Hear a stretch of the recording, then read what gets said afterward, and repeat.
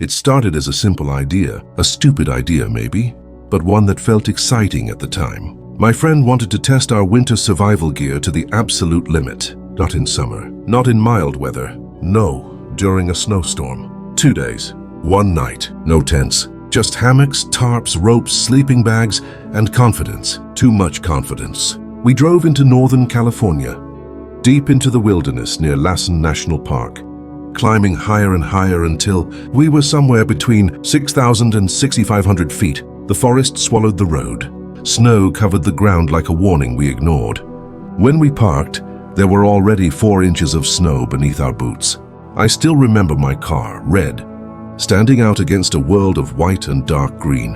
It was the last piece of civilization I'd see for a long time. We grabbed our gear and headed half a mile east of the highway, disappearing into thick forest. Towering pine trees, silent, heavy, watching. This place didn't feel friendly.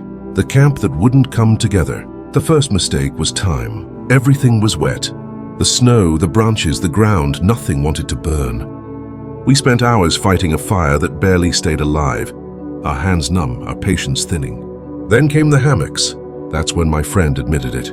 He had forgotten his hammock.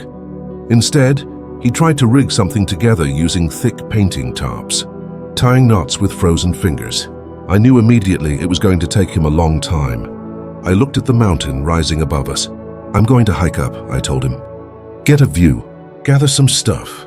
I'll be back in an hour." It was 1 hour before sundown. I had my gun. We had seen bear droppings, but I told him I wouldn't use it unless I had to. That was the second mistake. Walking alone into the white, I headed up the mountain alone. I felt good, calm, almost peaceful. I had layers on, thermal top and bottom, hoodie, snowboarding jacket and pants, wool socks inside plastic bags, boots, gloves that weren't waterproof, a beanie pulled tight. I had a headlamp, a cheap pocket knife, my Glock 19, and music playing through my headphones. The forest felt alive, but quiet. My boots crunched through snow, leaving clear tracks behind me. In some areas, the trees had caught all the snowfall, leaving bare ground. I didn't think much of it. I reached the top, about 1 mile to 1.5 miles from camp. The view was beautiful. Endless forest, rolling mountains, silence. By the time I turned back, I noticed something wrong. My gloves were frozen solid. I couldn't bend my fingers inside them anymore. I pulled them off, and the cold bit into my skin instantly, sharp, angry. Still, I wasn't worried yet. I followed my footprints back, until I couldn't. I stepped into a large, snowless clearing, bare ground, needles, broken branches. My tracks vanished. Gone. I paused. I knew the general direction of camp. I trusted my sense of direction. I kept walking. 5 minutes passed. 10, 20. Rain started falling. That's when it hit me. I was lost. I shouted my friend's name, 3 times at once, over and over. The sound died between the trees. Then the sun disappeared. In the mountains, darkness doesn't arrive slowly. It falls. The temperature dropped fast. I pulled out my gun. 1 shot echoed through the forest, sharp, violent, final. I waited. Nothing. No answer. No movement. Just wind. I turned on my headlamp, sweeping the beam between tree trunks, yelling, backtracking, stumbling. Hours passed. My clothes grew heavier as rain soaked through everything, even the waterproof layers. Snow returned. Wind picked up. I stopped walking and stood there, breathing hard. That's when the truth landed. I wasn't going back to camp. I was spending the night out here. It was below 30 degrees now, maybe much lower. I tried cutting small pine trees with my knife. It barely scratched them. My hands were bare, numb, burning, weak. Eventually, I started ripping saplings out of the ground, roots and all, using sheer desperation.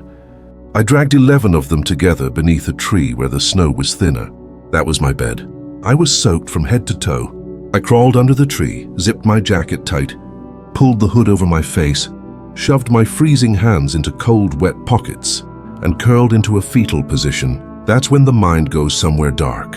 When you realize death is a real possibility, not an idea. Thoughts came that I don't like to remember. Thoughts I won't fully say out loud. When your body is failing, your mind starts negotiating. I shook violently, uncontrollable shivering like a seizure. Every few minutes I forced my toes and fingers to move, terrified of frostbite, terrified of sleep. I don't know how long the night lasted. I just know it was endless.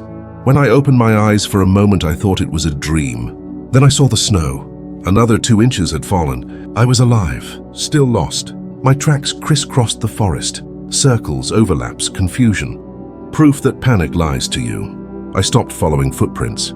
I picked a direction and walked.